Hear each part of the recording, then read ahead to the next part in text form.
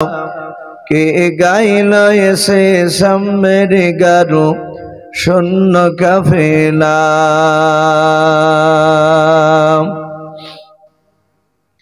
আহমদ মোহাম্মদ যিনি আখেরি নবী,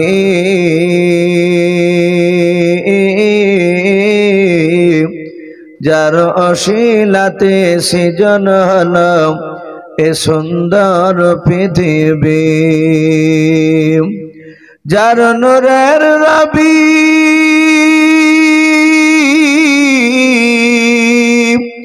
যার নূরের রবি দেখেন ছবি হয়ে যায় নবীর দিবানা। নূর নবী নূর নবী নূর মদিনা, নূর নবী নূর নবী নূর মদিনা। কে আসল বলে এই পৃথিবী হলো উজালা, কে গাইল এসে সামের গারু শূন্য কাফেলা। হযরতে উমর করতে কতল নবীর দারে যায়,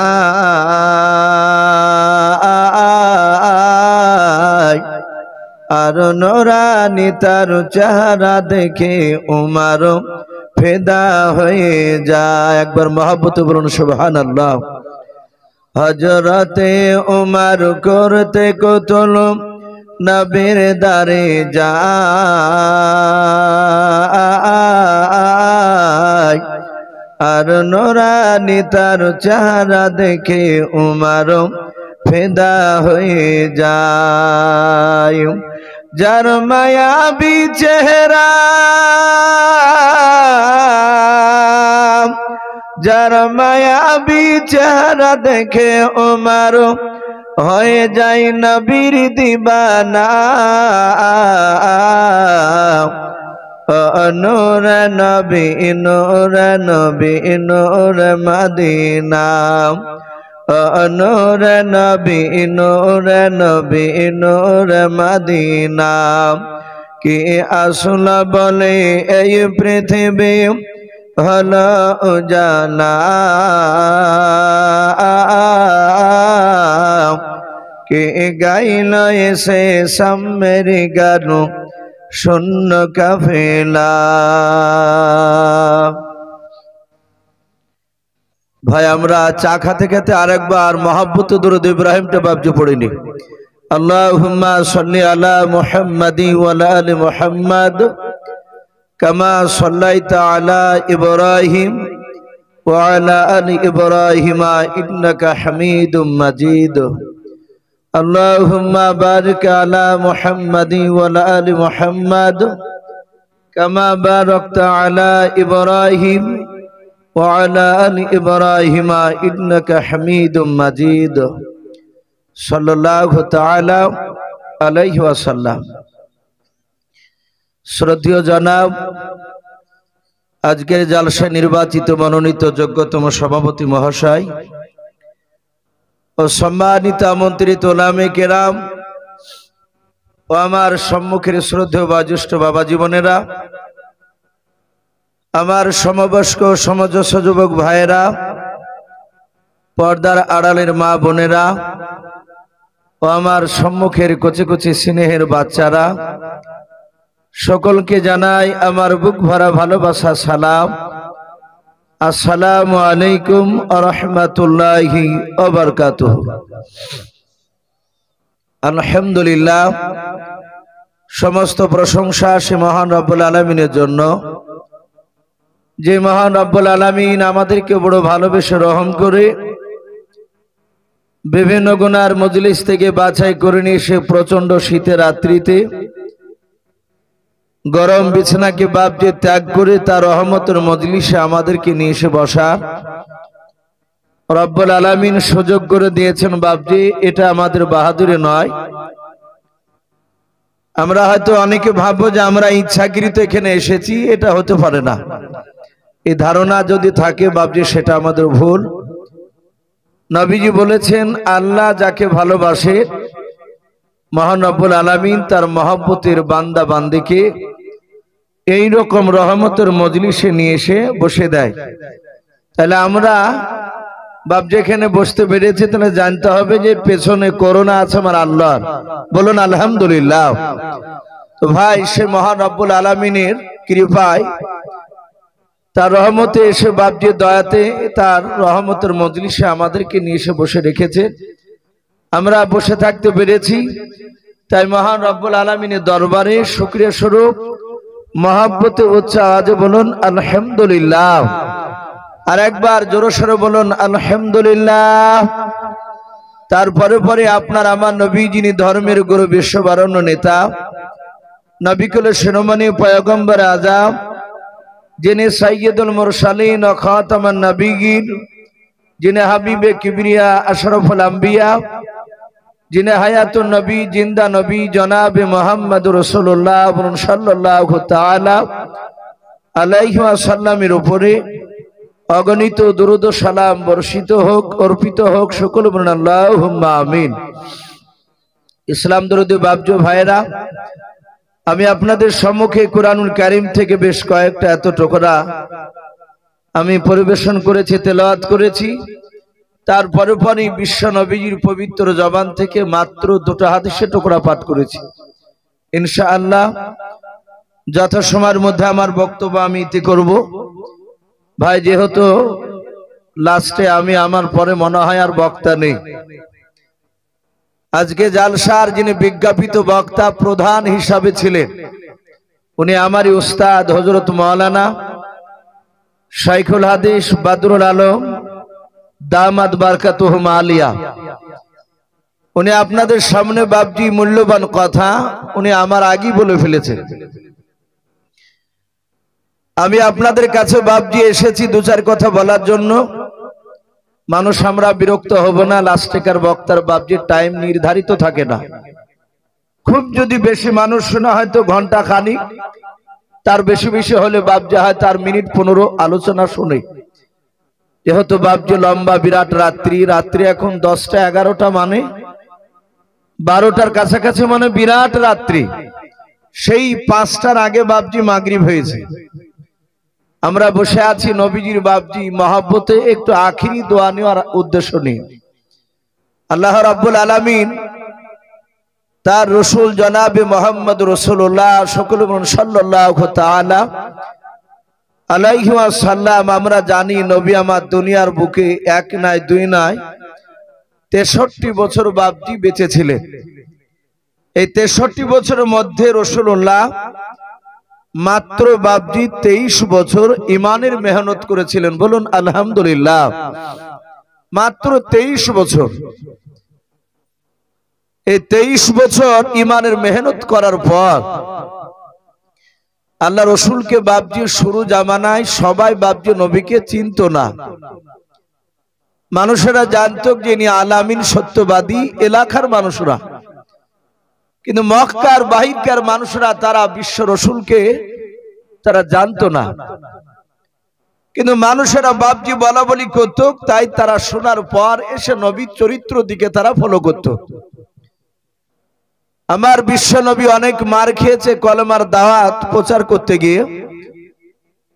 কিতাবে এসেছে নবী মসজিদে নববীতে সাহাবায়ে কেরামদেরকে নিয়ে বাবজি আলোচনা করছিলেন।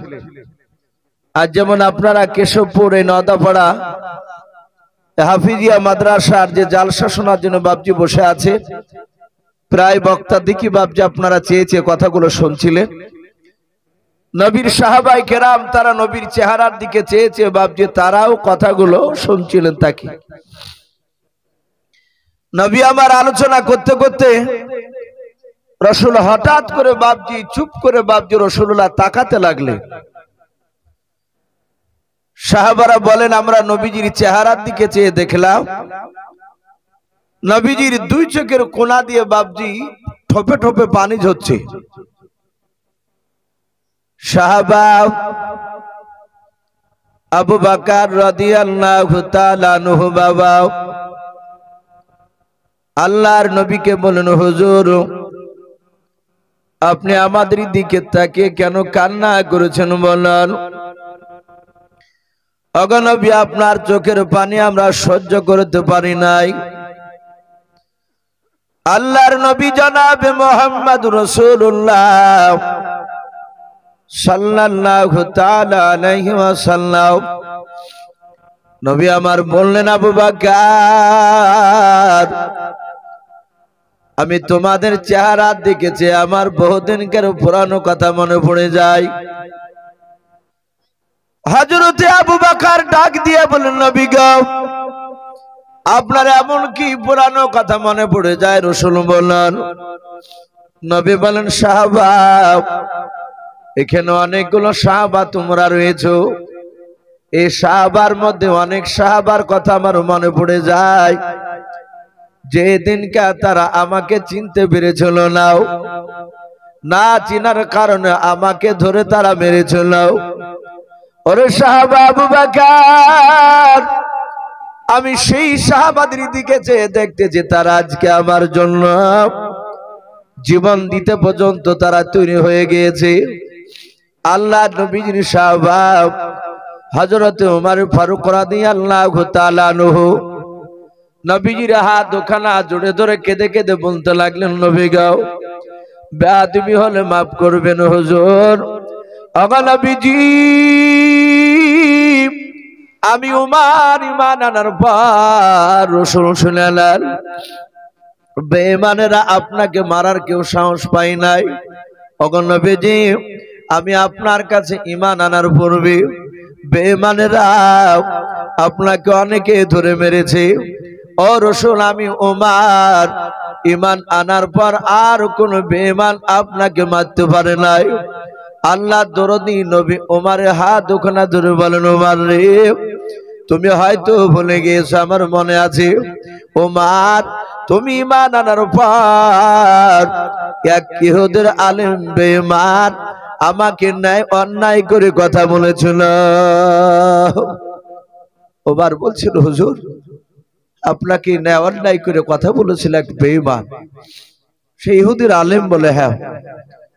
হযরত উরাইকা রাদিয়াল্লাহু তাআলা আনহু তিনি রাসূলুল্লাহর পাশে বসা ছিলেন। উনি বললেন, ফিদাকা আবি ওয়া উম্মি ইয়া রাসূলুল্লাহ, ওগো নবী আপনার পদতলে আমার পিতামাতা কুরবান হয়ে যাক। নবী আপনি বলুন, ওমর ঈমান আনার পর কোন ব্যক্তি বেঈমান আপনাকে গালিগালাজ করেছিল? কারণ বাপজি ওমর এত শক্তিশালী পালোয়ান ছিল, আমরা তার জীবনে অনেক বক্তার মুখে শুনেছি। রাসূল বলেন, ওমর ঈমান আনার আগে প্রকাশ্য বাপজি কলমার দাওয়াত দিতে পেরেছিলেন না। নবী চুপি চুপি কলমার দাওয়াত দিতেন, শুধু ওমরের ভয়ে। ওমর এত বড় শক্তিশালী ছিল, বেয়াদব, রাসূলকে তখন চিনত না। আল্লাহ রাসূল ওমরের বাহাদুরি দেখে নবীজি রাত্রিবেলা কাঁদতেন, ওগো আল্লাহ। নবী কেঁদে কেঁদে বলতেন, ওগো আল্লাহ, তোমার উমার বান্দা আমার উম্মত, সে যদি একটিবার যদি আমার কলেমা পড়ে নিত, আর যেভাবে বেঈমানদেরকে নিয়ে তোমার ইসলামকে ধ্বংস করার চক্রান্ত চালাচ্ছে, সে দাদাগিরি দেখায়, সে কলেমা পড়লে তোমার সাথীদের, তোমার বান্দাদেরকে নিয়ে, ওমরের সাথীদেরকে নিয়ে, আমার অন্য সাহাবাদেরকে নিয়ে ওমর উনি কলেমার নেতৃত্ব দান দিতেন। বলুন সুবহানাল্লাহ। আল্লাহ রাসূল দোয়া করতেন, আল্লাহ রাব্বুল আলামিন ওমরের দোয়াকে কবুল করে নিয়েছে। উরাইকা বলছে, নবী বলুন, কবে ওমর ঈমান আনার পরে কোন ইহুদি আলেম গালি দিয়েছিল আপনাকে? উরাইকা জানতো না, কারণ উরাইকার বাড়ি মক্কা নগরে ছিল না, তার বাড়ি ছিল বাপজি শাম দেশে। নবীর আখলাক চরিত্র দেখে মক্কা থেকে বাপজি নয়, শাম দেশ থেকে মক্কাতে এসেছিল ঘুরতে। আবু জেহেলের বাড়িতে বেড়াতে এসে নবীর ব্যবহার দেখে সে কলেমা পড়েছিল। বলুন সুবহানাল্লাহ। সেই উরাইকা জানতে চাইলে নবী বলতে শুরু করলেন, কিতাবে লিখেছে বাপজি সেরাতে হালবে বলে একটি কিতাব, ওলামে দেওবন্দে লেখা সে কিতাবটিতে রাসূলুল্লাহর বাপজি জীবনী পাওয়া যায়। এক ইহুদির আলেম বাপজি সে রাসূলুল্লাহকে চিনে না, কিন্তু সে কিতাবে পড়েছে তাওরাত, জাবুর বলে কিতাব, যাকে আমরা জবুর কিতাব বলি। সে কিতাবে পড়েছে আখিরি জামানা রাসূল আসবে, সে নবী সারা পৃথিবীর মধ্যে শ্রেষ্ঠ নবী।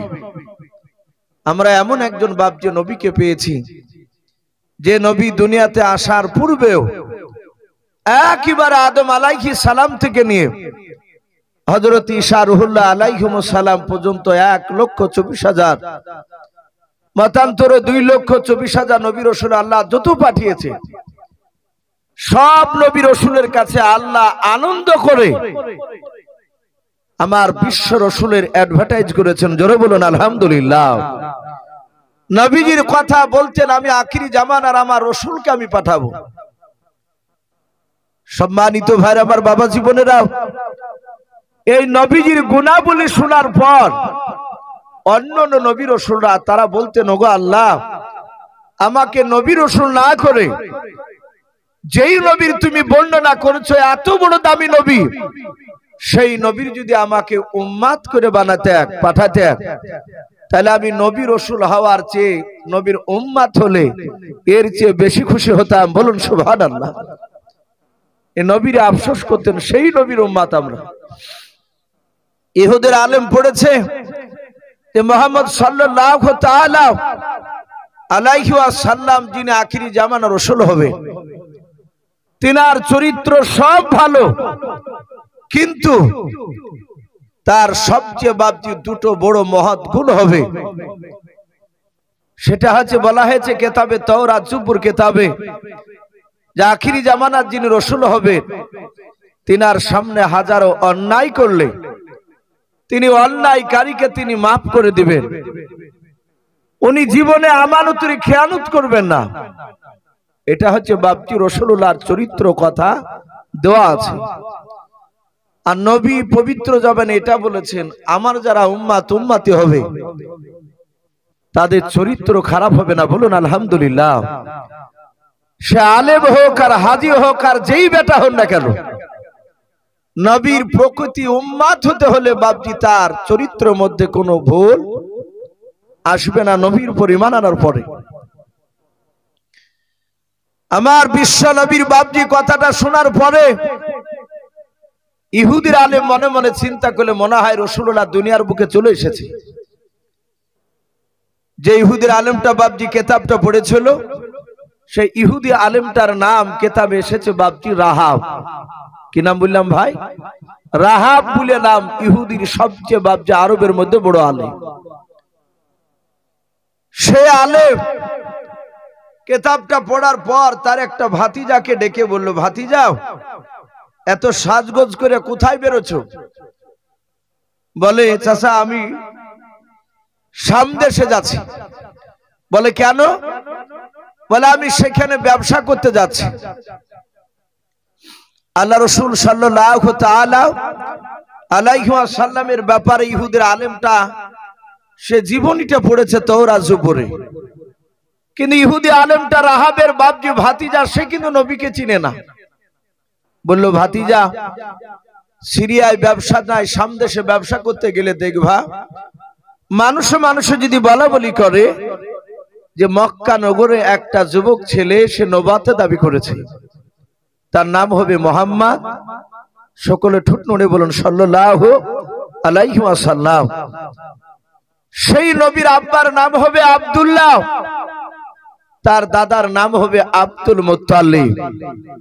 সে নবুয়ত দাবি যদি করে, এই ভাতিজা, তাহলে তুমি দয়া করে ওখান থেকে ছুটে এসে একটু ঘটনাটা আমাকে একটু শোনাবা। মোবাইল পড়ে গেছে,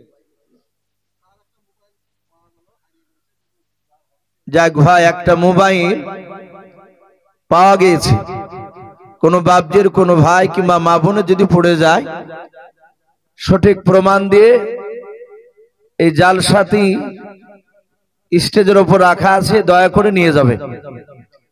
আর কেউ যদি বলা বলি করে, যার মোবাইল সে যদি জানতে না পারে, আপনারা অনেকে শুনতে পাচ্ছেন, সে ব্যক্তিকে একটু বলবেন, সে এসে নিয়ে যাবে, না হলে হয়তো বেচারা কষ্ট পাবে। তো ভাই আমি বলছিলাম, ইহুদির আলেমটা বললো, ভাতিজা তুমি ছুটে এসে আমাকে বলবা। বলে ঠিক আছে, অসুবিধা নাই চাচা, আমি শুনলি আমি এসে বলে যাব। আপনারা জানেন আজ কয়েক মাস বাপজি পার হয়ে গেল, বছর পার হয়ে গেছে। কর্ণাটকে বাপজি একটা যুবতী বোন আমার, মুস্কান বলে নাম, অনেকেই চিনেন। উনি কলেজে যাচ্ছিলেন, আর এক শ্রেণীর বাপজি বেয়াদব ছেলেরা তারা অন্য একটা স্লোগান তার সামনে বলছিল, আর সেখানে মেয়েটা আল্লাহকে দিকে লক্ষ্য করে ভরসা করে, হাদিসে এসেছে যারা ঈমান আনবে, প্রকৃতি যাদের ঈমান আসবে তারা আল্লাহকে ছাড়া কাউকে ভয় পাবে না। বলুন আলহামদুলিল্লাহ। তো মেয়েটা নারে তাকবীর দিয়েছিল। নারে তাকবীর দেওয়ার কারণে ছোট বড় প্রতিটা মানুষ বাপজি ওই মেয়েটাকে বাপজি ইউটিউবে তারা দেখেছিল। সারা পৃথিবীর মুসলমানের ঈমানকে বাপজি জাগিয়ে দিয়েছিল মেয়েটা, শুধু একবার দুবার নারে তাকবীর বলাতে। কিন্তু মেয়েটার বাড়ি কর্ণাটকে, অথচ আমরা তার নামগুলো শুনতে পেয়েছিলাম। আমার বিশ্বনবী এমন একটা দেশে জন্ম নিয়েছিলেন যে দেশে গোটা পৃথিবীর মানুষরা বাপজি মক্কা নগরে হজ করতে যেত। বলুন আলহামদুলিল্লাহ। সকলেই বাপজি হজ করতে যেত। আল্লাহ দরুদি নবী জনাবে মুহাম্মদ রাসূলুল্লাহ সাল্লাল্লাহু তাআলা আলাইহি ওয়াসাল্লামের কথা ইহুদির আলেমরা বাপজি নয়, সামদেশে মানুষেরা বলা বলি করছে। একজন আরেকজনকে বলছে, ভাই শুনেছিস? বলে কি শুনেছি বলো? বলে মক্কা নগরে নাকি একটা ছেলে আলামিন বলে তাকে মানুষেরা ডাকতো, সত্যবাদী বলে। সে নাকি জীবনে কারো অন্যায় করেনি, মিথ্যা কথা বলেনি। সে লোকটা আজ কয়েকদিন হলো সে নবতে দাবি করেছে, কলেমা দাওয়াত দিচ্ছে। মানুষেরা সব নবীজির গুণাবলীগুলো তারা শুনছিল। ইহুদির আলেমটার ভাতিজা সেও শোনার পরে 4-5 দিনকার দিন সোজা ছুটে এসে তার চাচাকে বলল, চাচা যেই লোকটার কথা বলছিলেন যে নবী, সেই নবী মক্কা নগরে কলেমা দাওয়াত দিতে শুরু করেছে। বলে তাই? বলে হ্যাঁ। ইহুদির আলেমটা বাপজি সে চিন্তা করলো, রসুলের কাছে যাওয়া লাগবে আমাকে, আমি তার হাতে হাত দিয়ে কলেমা পড়ে মুসলমান হব। ইহুদের আলেমটা ঘর থেকে বাপজি 5টা টাকা হাতে করে নি পকেটে ভরে নিয়ে সে সোজা চলে গেল মক্কা নগরে। মক্কার কিছু লোককে বলল, ভাই এখানে মুহাম্মদ সাল্লাল্লাহু আলাইহি ওয়াসাল্লাম বলে ব্যক্তিটা কোথায় আছে? কিছু লোক বলল, সামনে যাও দেখতে পাবা। আল্লাহ রসুলের কাছে বাপজি চলে গেলে ইহুদির আলেমটা নবীর কাছে গিয়েছেন, তখন কয়েকজন বাপজি সাহাবা ঈমান এনেছে। সবাই রসুলের উপর বাপজি তখন ঈমান আনেনি, মুসলিম কয়েকজন, উমারও ঈমান আনেনি। তখন ইহুদির আলেমটা যার পর বিশ্ব নবীর কাছে গিয়ে নবীর কে জিজ্ঞাসা করলো, ভাই তোমার নাম কি মুহাম্মদ? বলুন সাল্লাল্লাহু আলাইহি ওয়াসাল্লাম। নবীজি বললেন, হ্যাঁ আমার নাম মুহাম্মদ সাল্লাল্লাহু আলাইহি ওয়াসাল্লাম। ইহুদের আলেমটা বলল, তুমি কি নবী প্লাস রাসূল? নবীজি বললেন, আমি নবী প্লাস রাসূল। এখানে যারা বাপজি উলামে কেরাম আছে তারা আশা করি জানেন নবী আর রাসূলের মধ্যে পার্থক্যটা কতটা। কিন্তু অনেক সাধারণ মানুষ আপনারা যারা হয়তো কোরআন হাদিস পড়েননি, তারা নবী আর রাসূল পার্থক্য হয়তো বুঝতে পারবেন না। এতটুকু মনে রাখবেন, সব নবী রাসূল হতে পারে না, কিন্তু সব রাসূল নবী হতে পারে, এতটুকু পার্থক্য। আল্লাহ রসুল বললেন, আমি নবী প্লাস রাসূল। ইহুদের আলেমটা চিন্তা করছে, বেটার হাতে যদি আমি বিনা পরীক্ষায় এর ওপর যদি ঈমান আনি, আর বাস্তবে যদি সে নবী না হয়, রাসূল না হয়, তাহলে ওর উপর ঈমান আনা এটাও জাহান্নামের রাস্তা। আবার চিন্তা করছে এই নবীকে যদি পরীক্ষা নিতে যায়, পরীক্ষা নিতে গিয়ে যদি আমার মওত হয়ে যায় তাহলে এটাও জাহান্নামের রাস্তা। আল্লাহ বলবে আমার নবীকে পাওয়ার পর কেন তুই পরীক্ষা নিতে গিয়েছিলি?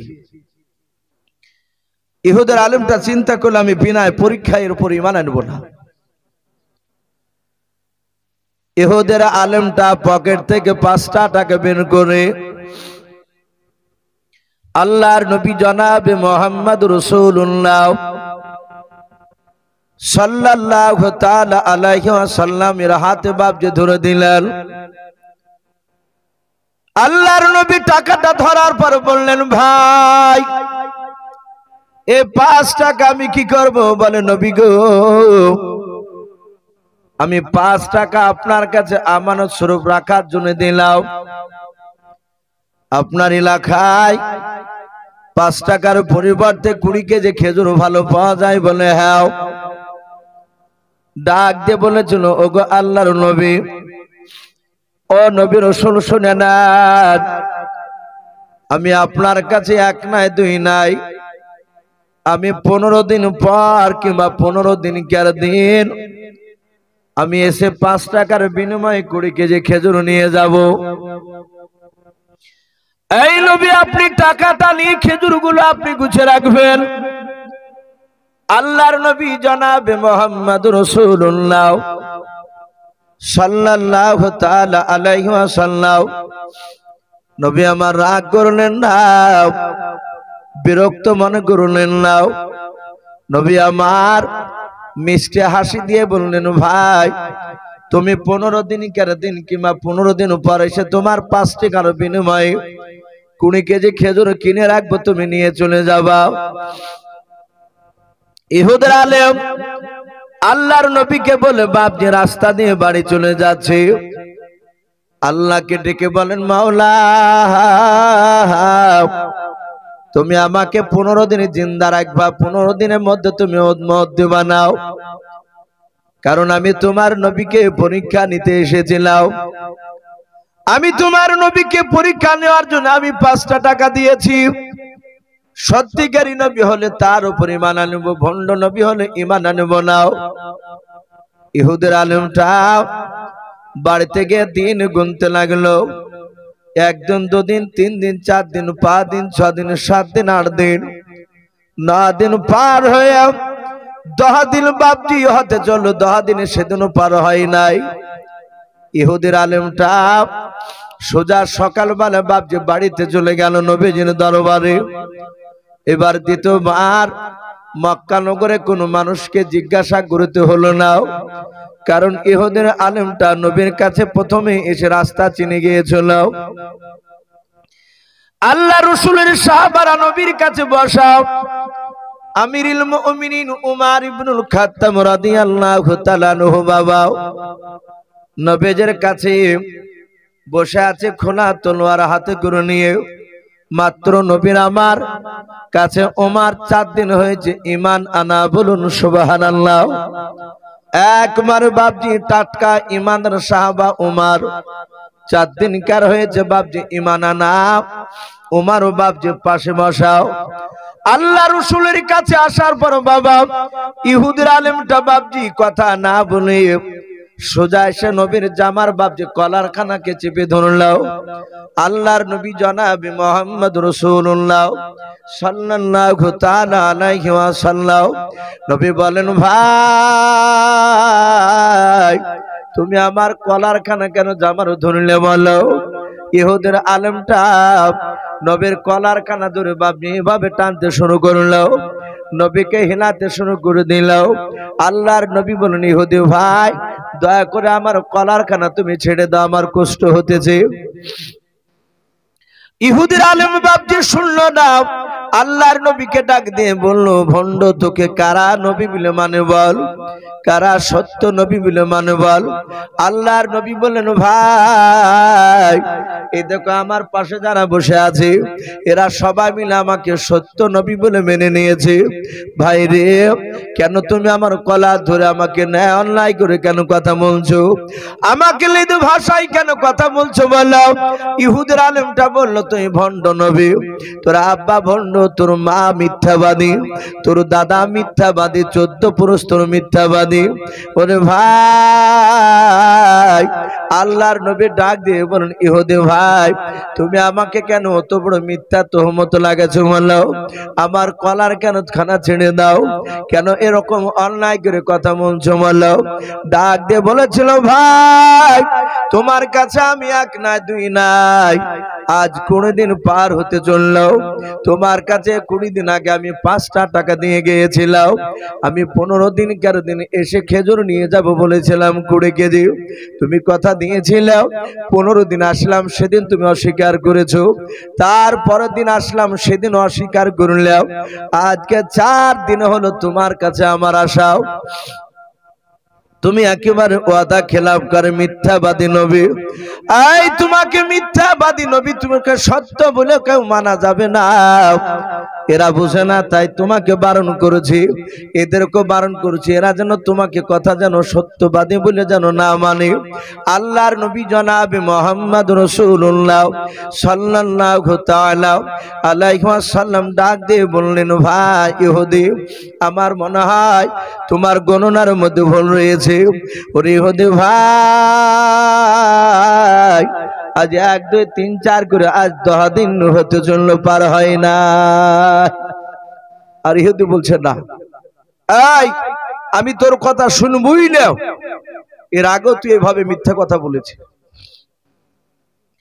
আল্লাহর নবী জনাবে মুহাম্মদ রাসূলুল্লাহ সাল্লাল্লাহু তাআলা আলাইহি ওয়াসাল্লাম, দরদে নবী আমার, চোখ দিয়ে বাপজি পানি ঝরতেছে নবীজির। ইহুদি এত জোরে কলার খানা চেপে ধরে টানাটানি করেছিল, হযরত ওমর পাশে বাপজি আপনার বসেছিলেন, দাঁড়িয়ে গেলেন। দাঁড়িয়ে যাওয়ার পর ওমর উলুঙ্গা তলোয়ারের বাপজি উল্টো পিঠ দিয়েও ওমর ইহুদির ডান হাতে বাপজি এত জোরে আঘাত করেছে, এত জোরে আঘাত করেছে, আল্লাহর নবী বাপজি বলেছিলেন, ওমর ঈমান আনার পরে ওমরের বাহুতে আল্লাহ এত শক্তি দিয়েছেন, আল্লাহর নবী বলেন, আমার ওমরের হাতে দুনিয়ার 50টা যুবকের শক্তি একাই আমার ওমরকে দিয়েছিলেন, বলুন সুবহানাল্লাহ। এত বাপজি হাতে ওমরের বাপজি বাহুতে শক্তি দিয়েছিলেন আল্লাহ। ওই তলোয়ারের উল্টো পিঠ দিয়ে ওমর বেঈমান ইহুদি বলে বাপজি জোরাঘাত করে দিয়েছে।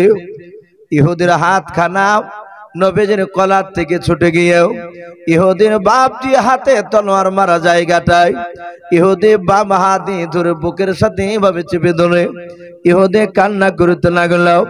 আল্লাহ রাসূলের বাপজি সাহাবা ওমর ডাক দিয়ে বলেছিলেন, এই বেঈমান হাত নামাও, ওমর এখনো মরে নাই, জিন্দা আছে, বলুন সুবহানাল্লাহ। এই কথা বলার পর ওমর বিশ্ব নবীকে ডাক দিয়ে বলল, হুজুর আপনি অনুমতি দেন, এ বেঈমানকে আর পৃথিবীর বুকে বেঁচে রাখবো না, এ বেঈমানকে এখনই তাকে জাহান্নামে পাঠিয়ে দেব।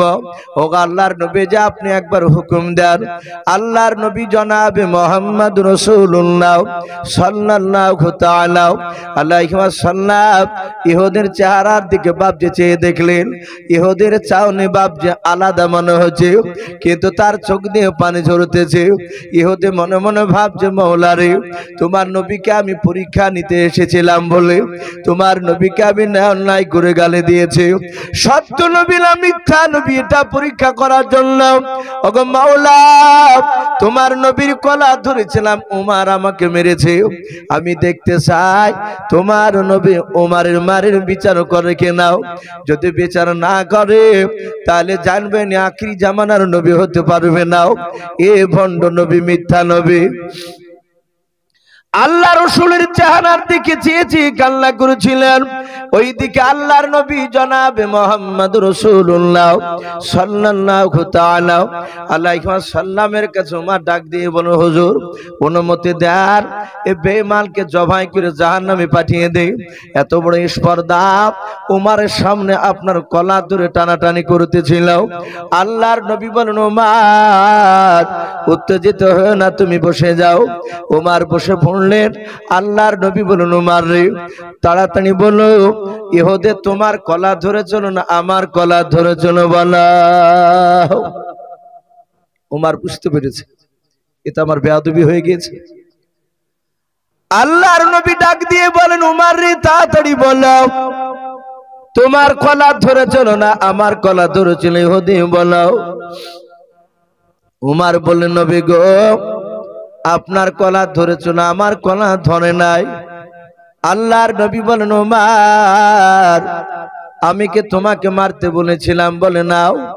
বলে তাহলে তুমি ইহুদিকে কেন তুমি মারলে? বলে হুজুর আমি সহ্য করতে পারি নাই। ও নবীজি, আপনার উপর ঈমান আনার পূর্বে রাসূল আপনাকে চিনতাম না। কোরআন পাকে বাপটি লিখেছে, বেঈমান আবু জেহেল তার দলবল সবাই মিলে বাবা মিটিং করতো। তারা বলতো নবীজির এবং নবীর সাথী ভাইদেরকে যাকি দেখবাও তাদের কথা শুনবা না, লা তাসমাউ লিহাযাল কুরআন। বেঈমানেরা আল্লাহর নবীকে দেখলে তারা কোরআনের কথা শুনতো না। এইভাবে তারা নবীকে নবীর সাহাবাদেরকে দেখলেও কানে আঙুল ভরে দিয়ে বাপজি চলাফেরা করতো, তাদের পকেটে তুলো নিয়ে বেড়াতো, যাহাতে নবীকে দেখতেন নবীর সাহাবাদেরকে দেখতেন, আর সাথে সাথে পকেট থেকে তোলা বের করে তারা কানে ভরে দিত, যেন নবীজির কথাগুলো যেন তাদের কানে না যায়। আবু জেহেলরা জানতো, উদমা সাইবারা জানতো, আবু লাহাবরা জানতো, আল্লাহ নবীর কথা কেউ যদি 5 মিনিট ধরে বাপজি যদি শুনে নেয়, ওই লোকটা ঈমান না নিয়ে থাকতে পারবে না। বলুন সুবহানাল্লাহ। তাই হযরত ওমর ডাক দিয়ে বলেছিলেন, ও হুজুর আমি আপনার উপর ঈমান আনার আগে রাসূল আপনাকে চিনতাম না। আপনার উপর ঈমান আনার পর আমি জানতে পেরেছি আপনি কত বড় সত্যবাদী নবী। ওগো আল্লাহর নবী, সারা পৃথিবীর মানুষ যদি একদিকে হয়ে যায়, আপনার বিরোধিতা যদি করে, আপনাকে যদি খারাপ বলে, ওগো নবী আমি ওমর একদিকে আলাদা হয়ে আপনাকে খারাপ বলতে পারবো না। আমি জানি আপনি কোনোদিন মিথ্যা কথা বলতে পারেন নাই, কাউকে আপনি আঘাত দিতে পারেন নাই। আল্লাহর রাসূল বললেন, ওমর রে শুনে না, আমি তোমাকে হুকুম করি নাই। বলে নাও, তাহলে তুমি যে মেরেছি ইহুদিকে মেরেছে, এটা অন্যায় হয়েছে তোমার। ওরে আমার ওমর, দয়া করে ইহুদের হাত ওখানা ধরে তুমি ক্ষমা চেয়ে নাও।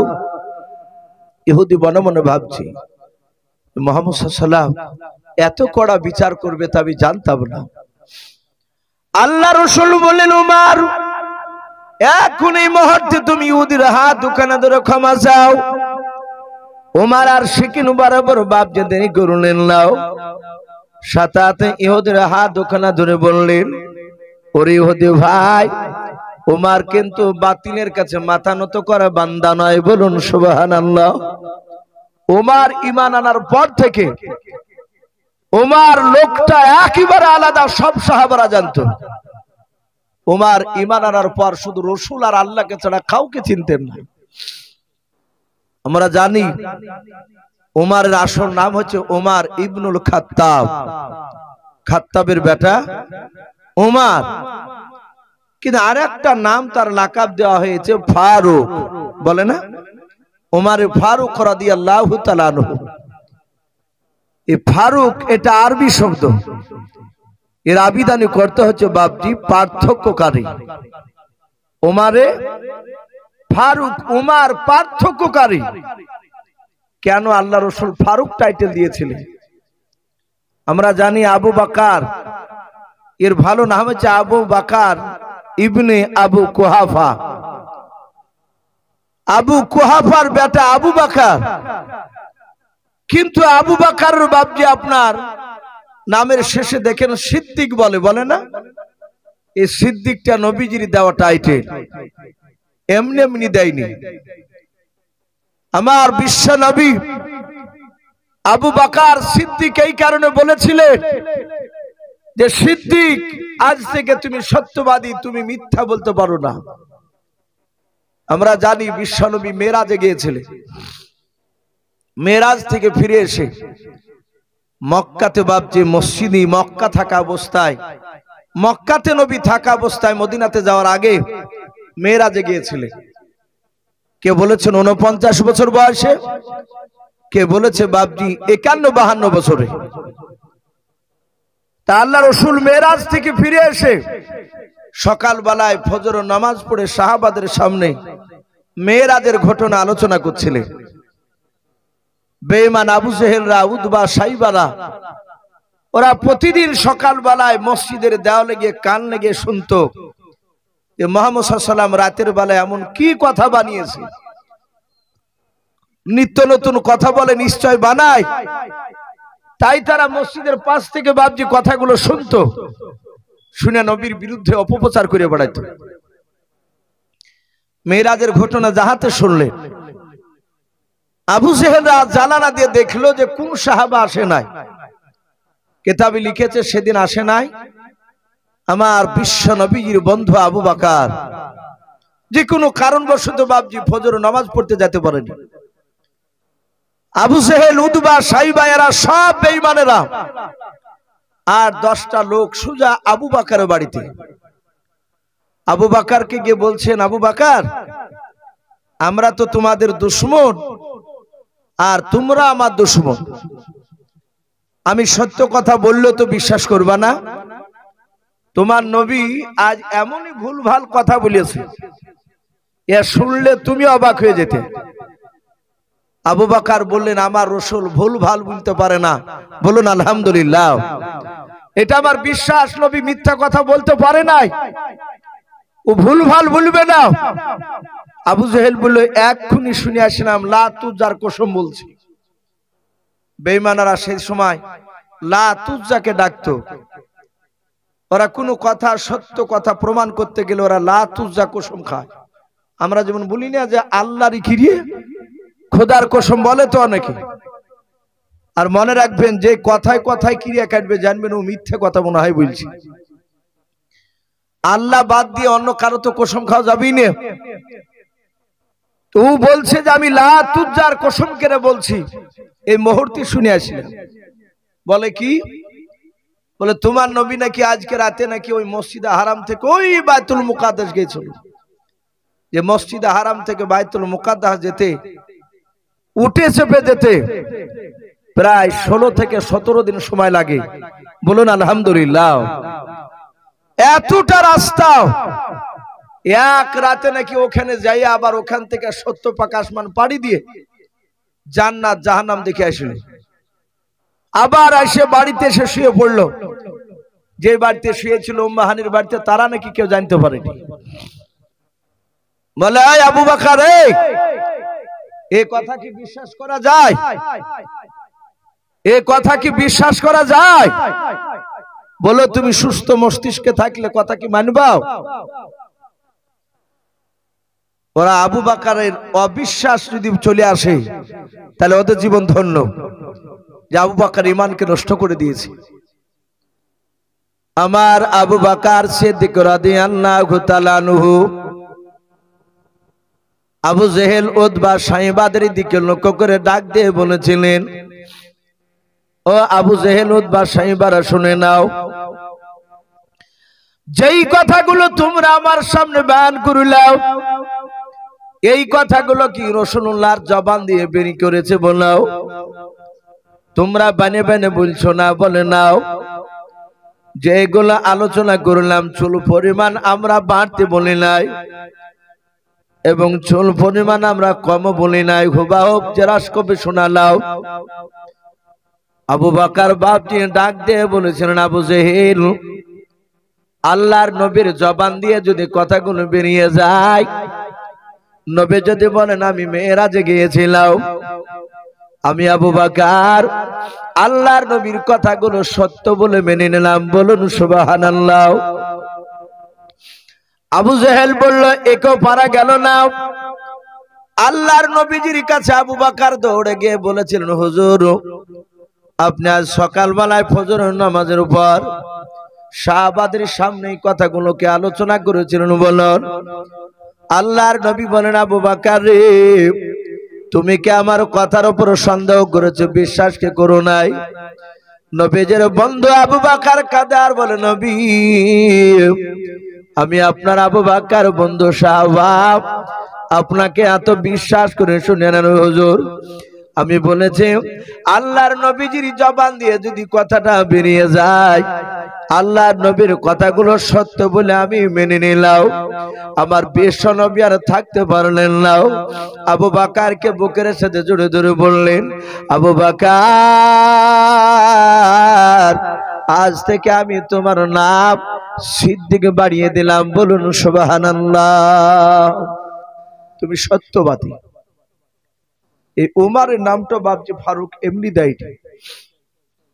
আপনারা হয়তো শুনেছেন রসুলের জীবদ্দশায় নবী বেঁচে আছে, এক সাহাবা আর এক ইহুদি বেঈমান, সে নবীর উপর ঈমান আনেনি। তাদের দুজনের জমি একই পাশাপাশি আলী। এখন ওই দুই জমির মাঝখানে বাপজি একটা খাজুর গাছ রয়েছে। ওমর আইলটাকে ধাক্কা ধুক্কি দিয়ে, ওমরের জামানাতি রসুলের জামানাতি, ওই সাহাবা মুসলমান সাহাবাটা আইলটাকে ঠেলাঠুলি দিয়ে বাপজি গাছটাকে ওর দিকে করে নিয়েছে। আমাদের এলাকায় এক শ্রেণী মানুষ আছে দেখেন, অনেকে বলে যে আল কাটে, এবার যারা আল কাটে তারা দেখবেন কাপড়কে এমন করে বান্না মারবে, কাপড়কে আটে সিটে বসে বাপজি লাগবে ওই আল কাটতে। ওর আলের উপর দিয়ে মানুষ হাঁটে যেতে পারে না, এমনই শুরু করে ফেলে। তো ওই সাহাবা বাপজি আলটাকে কেটে খুঁটে ধাক্কা ধুক্কি দিয়ে ওর দিকে গাছ করে নিয়েছে। গাছ কিন্তু ওর নয়। ইহুদি সকালবেলায় যে দেখছে গাছ ওর দিকে। মুসলমান সাহাবার বাড়িতে এসে বললেন, ভাই গাছটা আমার, তুমি কেন করে নিয়েছো? বলে না, এই গাছ আমার। বলে রসুলকে ডেকে নিয়ে এসে দেখাবো। সাহাবা ডেকে নিয়ে আসলো, নবী দেখলেন। নবী ন্যায্য বিচার করে বললেন, ভাই সাহাবা, এই গাছটা তোমার দিকে নয়, এই গাছটার হকদার হচ্ছে ইহুদি। সে আমাকে না মানো, সে তো মানুষ, এই গাছ ওকে ছেড়ে দাও। নবী বিচার করিতে চলে গেলেন। সাহাবা বলল, ইহুদি বলল, ভাই দেখলে তোমার নবীকে না মানতে পারে, কিন্তু তোমার নবী মিথ্যা কথা বলে না, ইনসাফের সহিত বিচার করেছে। সাহাবা বলল, আমার নবী মনে হয় কোনো টেনশন আছে, বিচারটা আমার মনোভূত হয়নি, সঠিক হয়নি। আর একটা লোক আছে, সে সঠিক বিচার করে। ওর বিশ্বাস ছিল উমার কে দেখতেন, ইহুদির নাম শুনলি উমারের চোখ দুইটা কুখের মতো লাল হয়ে যেত। উনি সহ্য করতে পারতেন না ইহুদিকে দেখলে। ওর ধারণা যে ইহুদির ব্যাপারে যাহাতে গাছ শুনবে, আর ও গাছ ওকে তো দিবই না, আমার দিকে রায় প্রকাশ করে দিবে। এখন যেটা বিচার হচ্ছে বর্তমান বাবজি, এখন সরকার বলেন আর আপনার আমাদের গ্রামগঞ্জে যে বিচারগুলো হয়, সব মানুষের কট টেনে বিচার হয়। বাপ দুর্বল হলে, গরিব হলে তাকে আরো কণ্ঠাসা করে দেয়। কিন্তু অপেক্ষায় থাকবেন কিয়ামতের ময়দানে। আজ যারা বাপজি দুর্বল, তারা কিয়ামতের ময়দানে সাব্বাল হবে। বলুন আলহামদুলিল্লাহ। আর যারা সাব্বাল দুনিয়ায়, তারা দুর্বল হবে সেদিন, অসহায় হয়ে যাবে। আল্লাহ বলছেন, সেদিন আমি ন্যায্য বিচার করব। যারা কট টেনে বিচার করবে তাদেরও হালুয়া টাইট করবে সেদিন, শুধু মৃত্যুর অপেক্ষায়। সাহাবা বললে, আর একজন আছে উমার, তাকে নিয়ে এসে বিচার করব। ইহুদি বললে, চলো। উমারকে দুজনায় ডাকতে গিয়েছে। ইহুদি তো রাজি নাই, কিন্তু উপায় নাই, সাহাবা মানছে না, তা নিয়ে গেলে। উমারের কাছে গিয়ে বলছেন, হুজুর একটু আমার জমিতে চলুন, একটা বিচার করতে হবে। উমার জানে যে রসুল এখনো বেঁচে আছে, মরে নাই। আর নবী জিন্দা থাকা অবস্থায় উমার দ্বিতীয় কোনো বিচার করবে না। বলুন আলহামদুলিল্লাহ।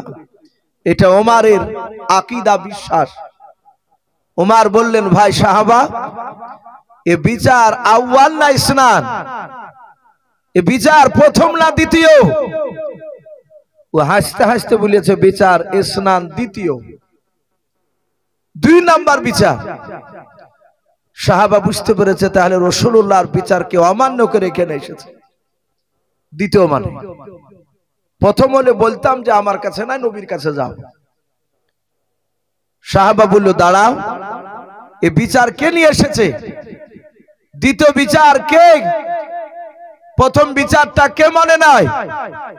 ইহুদি চট করে বলল এই সাহাবাই মানেনি। ওমর বলল ভাই একটু দাঁড়া।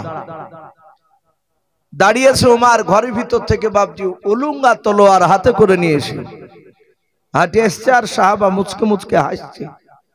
খেজুর গাছ নিবি? ইহুদির দিকে তাকাচ্ছে আর হাসছে আর কথা বলছে। উভয় বেছে ইহুদিকে মারবে। সাহাবা একটু দূরে আছে, বললেন ভাই একটু কাছে এসো। যাহাতে কাছে গিয়েছে উমর একদম হাতের রেঞ্জের বাইরে ছিল, একেবারে সামনে চলে এসেছে ওর ভিতরে। উমর তলোয়ার দিয়ে খ্যাচ করে বাপজি গলাতে চাপিয়ে দিয়ে ওর বডি থেকে আলাদা সাহাবার বাপজি মাথা কেটে দিয়েছে। আর ইহুদি বাপজি দৌড়াচ্ছে, সর্বনাশ, নিজের জাতকে পর্যন্ত ছাড়ে নাই। দৌড়াচ্ছে, বলে ওমর আর খেজুর গাছ আমি নিব না, ওকে দিয়ে দাও। ওমর বলে না ইহুদি, এই দাঁড়াও, এই খেজুর গাছ তোর, তুই খেজুর গাছ তুই দখল করে নেগা। এত বড় স্পর্ধা, বেঈমান, আমার রাসূলের বিচারকে অমান্য করে এখানে এসেছে। বাপজি আমার সোনা লালেরা, সে কিন্তু শুধু কলেমা পড়েছিল সেই ব্যক্তি। আল্লাহ রাসূলের কানে গিয়ে খবরটা গেল যে আপনার উপর একজন কলেমা পড়া লোক, তাকে উমর জবাই করে দিয়েছে। ঘটনা সব শুনলে গোটা আরব বাপজি তোলপাড় চলছে। আমার রাসূল বলেন ওগো সাহাবারা, আজ থেকে শুনে নাও, ওমরকে শুধু ওমর বলবা নাও, ওমরকে ফারুক বলবা। ওমর আমার হক আর বাতিলের পার্থক্যকারী, বলুন সুবহানাল্লাহ। সেই উমর ইহুদির হাত দুখানা ধরে বলেছিল ভাই, ওমর বাতিলের কাছে মাথা নত করা বান্দা নয়, কিন্তু পরিস্থিতি আলাদা হয়ে গিয়েছে। আল্লাহর নবী তোমার হাত দুখানা ধরে ক্ষমা চাইতে বলেছে। ওরে ইহুদি ভাই, দয়া করে তুমি আমাকে ক্ষমা করে দাও। ইহুদি বাপনি মাথা ইশারা করে দিল, বলল ক্ষমা করে দিলাও।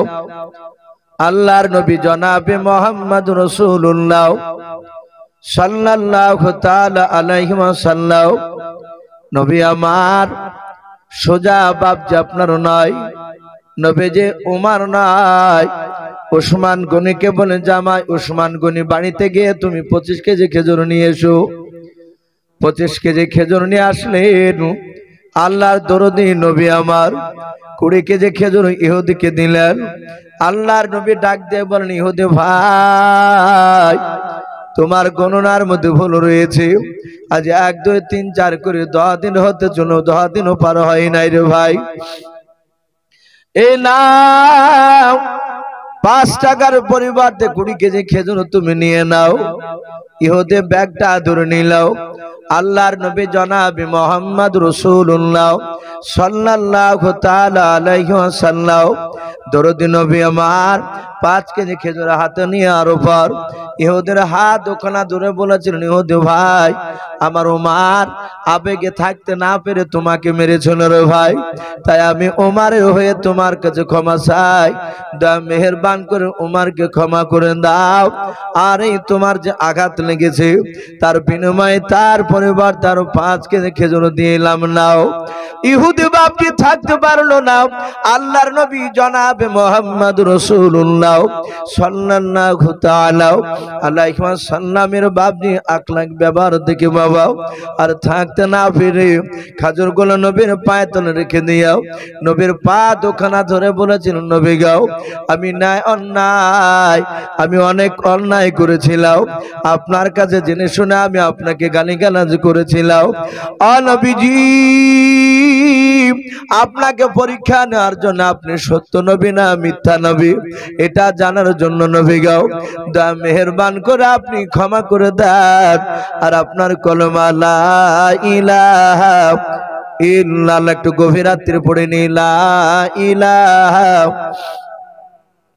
লা ইলাহা ইল্লাল্লাহ লা ইলাহা ए तौहीद का डंका आलम में तौहीद का डंका आलम में बजा दीवा कमले आला आकाने हक ला इलाहा इल्लल्लाह भाई लज्जा करें एक टू पढ़े नी ला इलाहा ला इलाहा इल्लल्लाहु मुहम्मदुर रासूलुल्लाह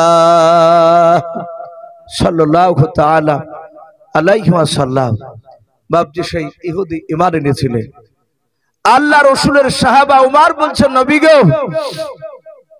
সেই দিনের পর থেকে আর তো কেউ মারতে পারেনি আপনাকে বলে না উমর তারপর থেকে আর বেঈমানরা আমাকে তোমার সামনের মারতে পারেনি বাপজি আমার সোনা লালেরা এ রাসূল 63 বছর ধরে বাপজি নয় 23 বছর বাপজি উম্মতের জন্য এত কাঁদা কেঁদেছিলেন আল্লাহ রাসূল এখনো বাপজি রওজাতুল মানওয়ারায় সবুজ গম্বুজের তলে রাসূল এখনো উম্মতি করে কাঁদছেন বলুন আলহামদুলিল্লাহ নবী এখনো কাঁদছেন আমরা হয়তো বাপজি বুঝতে পারি নাই যারা হাজী সাহেব হজ করতে যায় সবাই নয় হাতকাটা ইমাজউদ্দিন রহমাতুল্লাহ আলাই নদিয়া জেলার বাপজি একটা হাট গোবিন্দপুর গ্রামের বিখ্যাত একটা বক্তা ছিলেন তার এই বাম দিকের হাতটা গোড়া থেকে বাপজি ছিল না সেই সময়কার দামি বক্তা তিনি বেলডাঙ্গা সুরুলিয়া মাদ্রাসায় প্রতি বছর ওয়াজ করতে আসতেন উনি তো উনি জালসায় বলছিলেন রাসূলুল্লাহ জিন্দা আছে আর আমরা হাদিসে পড়েছি ইন্নাল্লাহা হাররামা মিনাল আজদাসিল আম্বিয়া ফানাবিয়ুন হাইয়ুন ইরযাকুন যারা নবী রাসূল হয় তাদের জন্য বাপজি মাটিকে আল্লাহ রাব্বুল আলামিন তাদের শরীরকে খাওয়া হারাম করে দিয়েছেন বলুন সুবহানাল্লাহ শুধু তাই নয় ফাহাইয়ুন তারা কবরে জিন্দা ওয়ায়ুরযাকুন এবং তারা কবরের রুজি পর্যন্ত খায় আল্লাহ রাসূলকে উনি বলছিলেন আমি হজ করতে গিয়ে উনি কয়েকবার হজে গিয়েছিলেন হজ করতে গিয়ে রাসূলুল্লাহকে আমি সালাম দিয়েছি এবং নবীজির সালামের উত্তর আমি কবর থেকে আমি অপর থেকে কান থেকে শুনতে পেয়েছি উনি বলছিলেন এবং কয়েকবার তিনি আল্লাহর উপর কসম খেলে আল্লাহি কসম আল্লাহি কসম বলার পর বললেন যে আমি তার সালাম শুনেছি রাসূল এখনো কাঁদছেন বাপ নবী আমার জিন্দা অবস্থাতেও কেঁদেছেন হাদিস শরীফে এসেছে আল্লাহ রাসূল সাল্লাল্লাহু তাআলা আলাইহি ওয়াসাল্লাম দুনিয়ার বুকে সাহাবাদেরকে নিয়ে বাপজি বক্তব্য দিছিলেন মসজিদ নববীতে সাহাবারা বলছিলেন আমাদের দিকে তাকিয়ে থেকে নবী কথা বলছিলেন আমরা নবীর দিকে তাকিয়ে থেকে কথাগুলো শুনছিলাম হঠাৎ করে দেখলাম নবী আমাদের দিকে তাকালেন না নবী আকাশের দিকে এইভাবে উঁচু করে তাকাতে লাগলেন আমি মাওলানা ইউসুফ যদি আমি অপর দিকে একই ভাবে তাকিয়ে থেকে আপনারা ভাববেন তো ইউসুফ সাহেব অপর দিকে কি ব্যাপার কি দেখছে আর ঠুট যদি লড়ায় তাহলে ভাববেন যে কার সাথে কথা বলছে সাহাবারা বলেন আমরা দেখলাম আল্লাহর নবী আকাশে দেখেছে যেন সালামের উত্তর দিলেন দরদি নবীকে জানে কেউ যেন সালাম দিল রে বাবা হাদিস শরীফে পাওয়া যায় আল্লাহর নবী জনাবে মুহাম্মদ রাসূলুল্লাহ সাল্লাল্লাহু তাআলা আলাইহি ওয়াসাল্লামকে সম্রাট জিবরিল আলাইহিস সালাম আল্লাহর নবীজিকে বাপ যে সালাম দিলেন আসসালামু আলাইকা ইয়া রাসূলুল্লাহ আল্লাহর নবী যে সালামের উত্তরখানা দিলেন সাহাবারা বলেন আমরা আকাশের দিকে তাকালাম কাউকে দেখতে পেলাম না কারণ বাবা ফেরেশতাকে আমরা দেখতে পাই না পাই কিন্তু নবী বলেছেন প্রকৃতি যদি বাপজি সাহাবা ওয়ালাও আব্বাস রাদিয়াল্লাহু তাআলা আনহুর মতো যদি ঈমান হয়,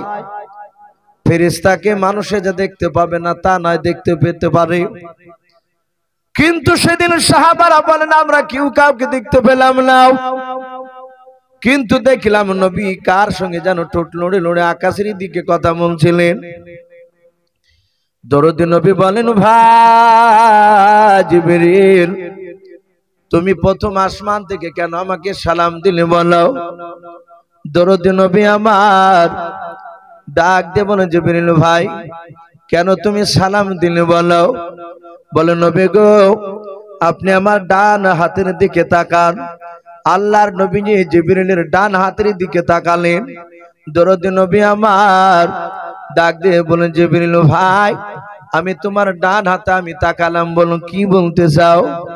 জিবরিল আলাইহিস সালাম ডাক দিয়ে বলেন হুজুর ডান হাতে আপনি কি দেখতে পাচ্ছেন? বলে জিবরিল কয়েকটা ঘরের দরজার ছবি দেখতে পাওয়া যায়। জিবরিল বলে হুজুর গনে বলুন কটাও? আল্লাহর নবী তাকে থেকে বললেন 1 2 3 4 করে। বাবা নবী যে বললেন 7টা দরজাও। জিবরিল বলেন হুজুর জান্নাত কটা? বলে জান্নাত হচ্ছে 8টা। জাহান্নাম কটা? বলে জাহান্নাম হচ্ছে 7টা। আল্লাহর দরদি নবী জনাবে মুহাম্মদ রাসূলুল্লাহ সাল্লাল্লাহু তাআলা আলাইহি ওয়াসাল্লাম দরদি নবী বললেন আমি 7টা দরজার ছবি দেখতে পাচ্ছি। জিবরিল বলে হুজুর এই 7টা দরজা হচ্ছে জাহান্নামের দরজা। আল্লাহ রাসূল বলেন ওরে জিবরিল ভাই 7টা জাহান্নামের দরজা কেন তুমি আমার কাছে নিয়ে এসেছো বলো? আমাকে কেন দেখাতে এসেছো বলো? বলো হুজুর আমার আল্লাহ পাঠিয়েছে আপনার কাছে। প্রথম দরজা দিয়ে কোন নবীর বেঈমান উম্মতি যাবে জাহান্নামে। দ্বিতীয় দরজা দিয়ে কোন নবীর বেঈমান উম্মতি যাবে জাহান্নামে।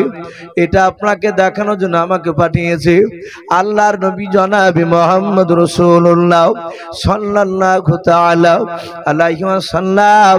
দরুদ নবী আমার ডাক দিয়ে বলেন জিবরিল ভাই তাড়াতাড়ি বলো প্রথম নাম্বার দরজা দিয়ে কোন নবীর বেঈমান উম্মতি জাহান্নামে যাবে বলো?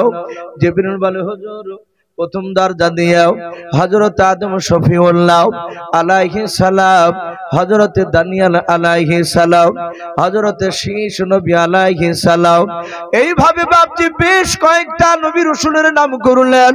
ডাক দিয়ে বলেন হুজুর এই সব নবী রাসূলদের এক শ্রেণীর বেঈমান উম্মতি হবে, তারা এই প্রথম কারণ দরজা দিয়ে জাহান্নামে চলে যাবে।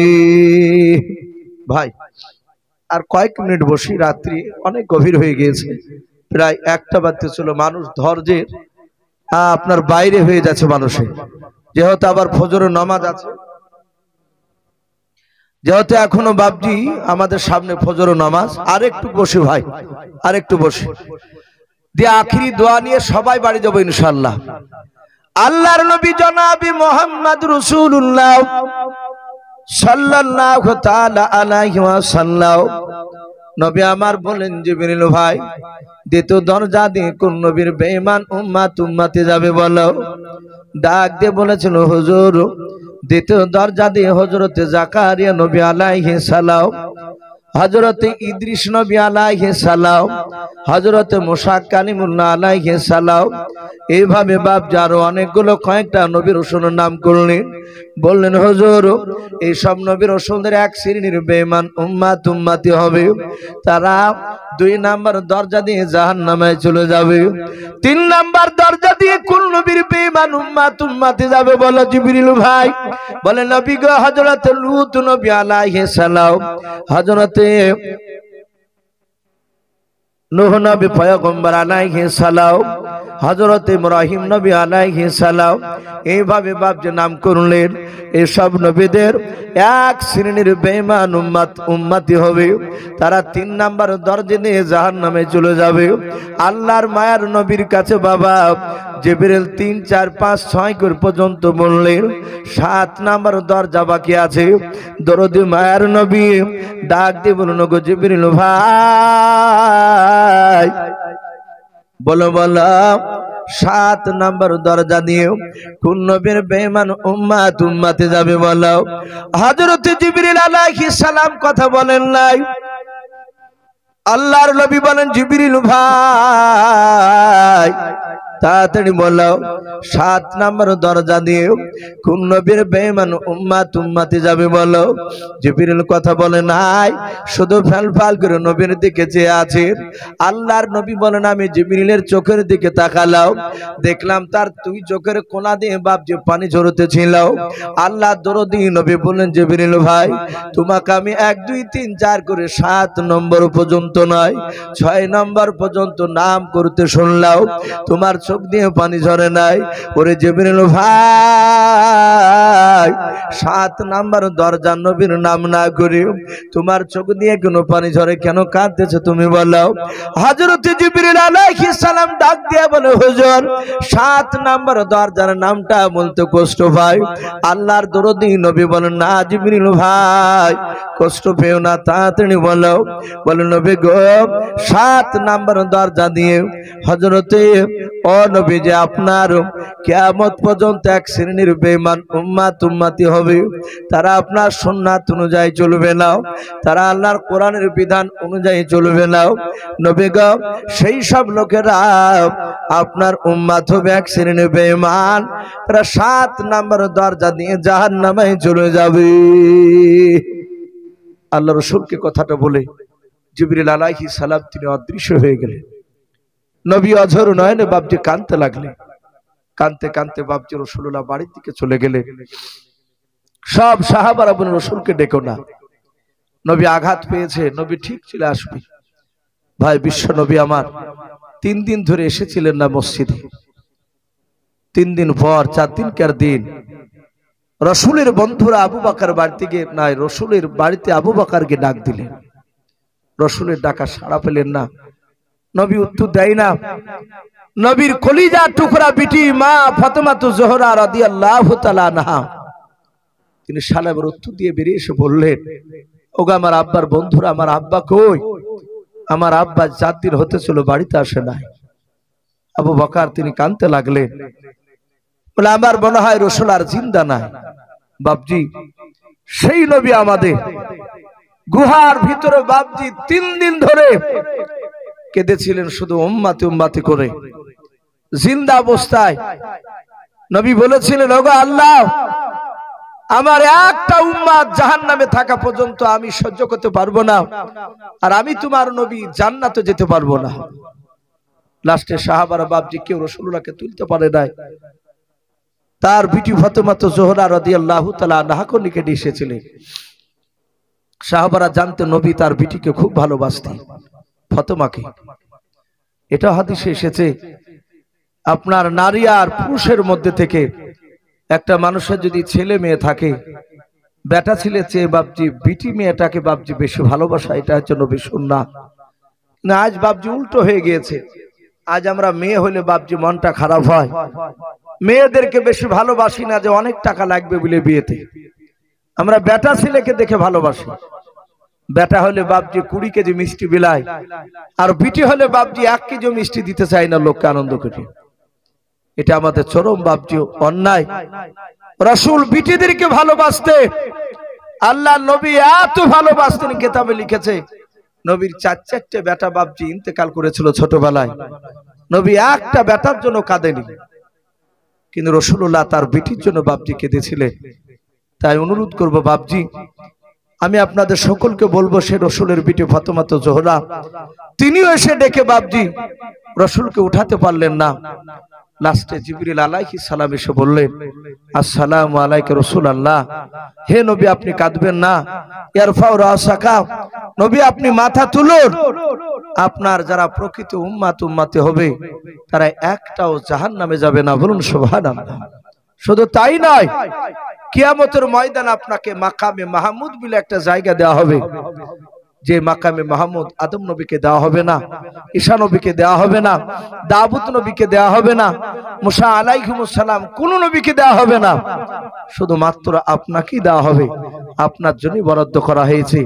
বাপজি আমার সোনা লালেরা, রাসূল বলেন ওটা কি হবে? বলে সেই মাকামে মাহমুদে বসে থাকবেন, আপনার সামনে দিয়ে জাহান্নামীরা জাহান্নামে যাবে, আপনার উম্মাতিকে দেখে আপনি চিনতে পারবেন।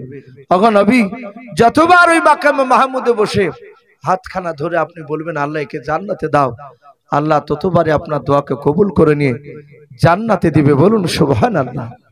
এই ছিল সেই রসুল। তাই বাপজি, সেই রসুলকে বাপজি ভালোবাসতে হলে আমাদেরকে 5 ওয়াক্ত নামাজ পড়া লাগবে।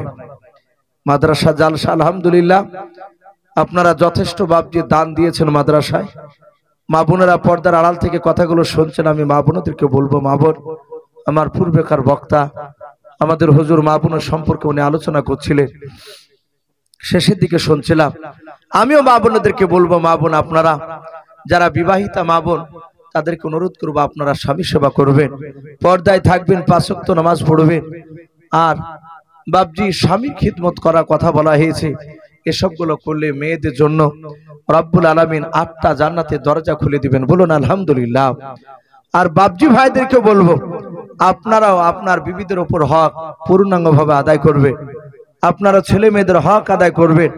ভাই যাই হোক, অনেকে বসে আছেন, অনেকে তাকিয়ে আছেন একটু দোয়ার জন্য। বাপজি আমার পূর্বেকার বক্তা বলছিলেন যে ওনার আগেকার বক্তাকে টাকা দিয়েছেন, তাই উনি বললেন ভাই ওনারও হাতে চেয়েছিলেন। আমি অনুরোধ করব ভাই, যেহেতু এটা মাদ্রাসা জালসা বাপজি, আপনার শেষ পর্যন্ত শুধু নয় ফজর পর আদায় হয় অনেক মাদ্রাসা। এখন এখানে হয় কি আমি জানি না, এখানে হয় না, হয় আলহামদুলিল্লাহ ফজর পরও মা বোনদেরকে দেখা যায় তারা মুরগির ডিম পর্যন্ত বাড়ি থেকে নিয়ে এসে দেয়। তো বাপজি এক্ষুনি দেওয়া হবে ইনশাল্লাহ। যেহেতু আবার রাত্রি কয়েক ঘন্টা ঘুমানোর পর ফজর নামাজের জন্য আমাদেরকে আবার উঠতে হবে, তাই প্রতিটা বাপজি ভাই মা বোনেরা যারা আছেন ভাই, দোয়া করার আগে শেষের বেলায়